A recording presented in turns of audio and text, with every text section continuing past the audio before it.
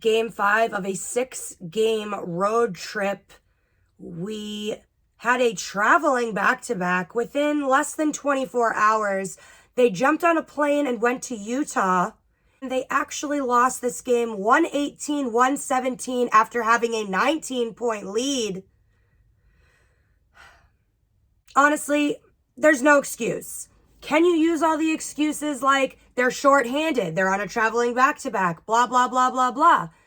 No excuse for losing yet another double-digit lead that was almost 20 points. Doesn't make sense. If you were that tired, that shorthanded, you would have never been able to get a 19-point lead in this game.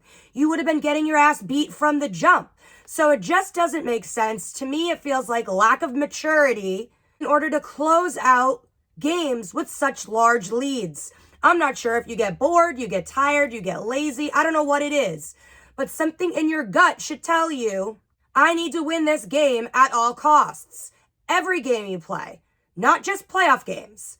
Every game matters. On the flip side, Jazz haven't played a game since Monday. Make that make sense to me. I don't know how you have one team on a 6-game road trip, 12 days being away from home, and they're on a traveling back-to-back, and then the other team they're facing hasn't played a game since Monday, basically had a week off. So that's just a weird discrepancy there. Seems like the Jazz had the upper hand going into the match, if you ask me. Celtics coming off of a 10 o'clock tip-off in Portland the night before, win the game, then get on a plane to be in Utah less than 24 hours later for a 9 o'clock tip-off. So it was expected that the Celtics would possibly have a bad game, especially shorthanded. They had quite a few players listed on the injury report. They call it the Hospital Celtics. We're calling it the Bus One Boys. So many different terms to basically state that the Celtics are at a disadvantage. But to get a 19-point lead in this game, there's no excuse for losing it. That's just my opinion. Despite the loss, the Celtics clinched a playoff spot at halftime. That obviously had to do with the wins and losses of the remaining teams of the Eastern Conference.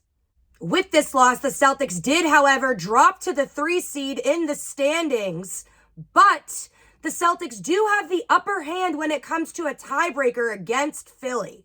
It was absolutely a game of runs, and I don't say that lightly. Celtics went on a run. Jazz went on a 23-5 run to cut the 19-point lead to 1. Then the Celtics went on another run to tie the game. Then the Celtics took the lead. Then the Jazz cut the lead and tied the game. And then the Jazz took the lead. And then the Celtics, it was back and forth. Again, for no reason. Because the Celtics should have just sealed the game when they were up basically 20. What really was the issue here was that Utah out-rebounded offensively the Celtics 17-5. And with those offensive rebounds came second chance points. And that is how the Jazz was able to get the win over the Celtics tonight.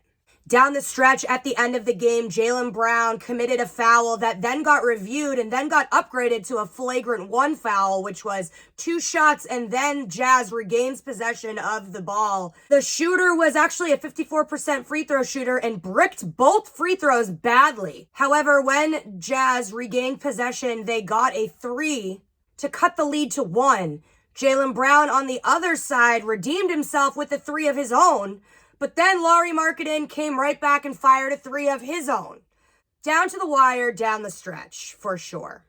Celtics were down 118-117, and of course, for some reason, live and die by the 3. Tatum fires up a 3. It does not go down. Spoiler alert. Celtics had one last shot with 5 seconds left in the game to win it at the buzzer. Grant Williams, ironically, who had a great game other than this last possession, not sure why the ball was in his hands to begin with, but he did the right thing by trying to go to the basket. However, he got swallowed up by 2 defenders, blocked at the rim, and the time expired, and the Celtics lost this game by 1.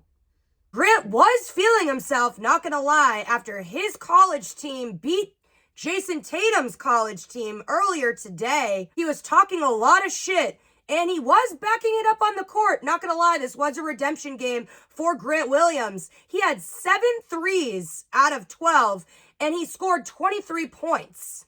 However, he couldn't get the bucket when it mattered, and the Celtics lost this game, 118-117. Tatum has been struggling from 3 this entire road trip, and today was no different. He went 3 of 8 from 3, only scoring 15 points tonight. However, with just 15 points tonight, he did manage to become the first player this season to reach 2,000 points. Tatum is the 4th player in Celtics franchise history to have multiple 2,000-point seasons. He is in company with Havlicek, Larry Bird, and Paul Pierce. He is also the 7th Celtic in franchise history to even reach 2,000 points in a season. Other Celtic greats to reach this accomplishment would be Sam Jones in 1965, John Havlicek in 1971 and 1972. Larry Bird did it 4 times in a row from 1985 to 1988. Kevin McHale did it in 1987. Paul Pierce also did it 4 times, but not in a row. He did it 01, 02, 03, and 06. Isaiah Thomas did it in 2017, and now Tatum has done it in back-to-back seasons in 2022 and 2023, and counting. Even though the Jazz have one of the worst defensive ratings in the NBA, they were able to contain Tatum to only 15 by mainly doubling him for almost every play, and it ended up working. Derek White had 10 points. Jaylen Brown had 25 points, and Brogdon had 16 points off the bench. For the Jazz, they had 3 players with double-doubles, obviously all with rebounds being in double figures. Markkanen had 28 and 10 rebounds. Olynyk had 13 and 13 rebounds. Kessler had 12 and 14 rebounds. Horton Tucker had 19 and 7 rebounds. And I apologize, I'm not sure if I'm going to pronounce this name right, but Agbaj had 16 points. Joe has gotten better at calling timeouts, but I don't like why he has to call the timeouts. You know what I mean? Again, his rotations need work. His substitutions, or lack thereof, needs work. I don't know. The living and dying by the 3. Change it up, please. Celtics now fall 49-23 on the season, drop to the 3rd seed, and they are now 3-2 on their road trip.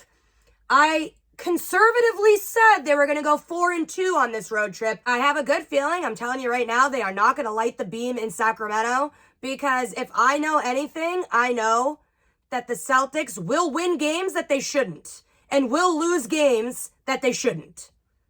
So I believe that they will put an end to the Kings' run and get back in the win column to end the 6-game road trip. The Celtics now have a couple days off. They will play the Kings in Sacramento on Tuesday. Again, the Celtics don't have a great record when they have 2 days off, but the odds didn't work in their favor today because now they're 8-3 on second night of back-to-backs. So we'll see how this game plays out on Tuesday.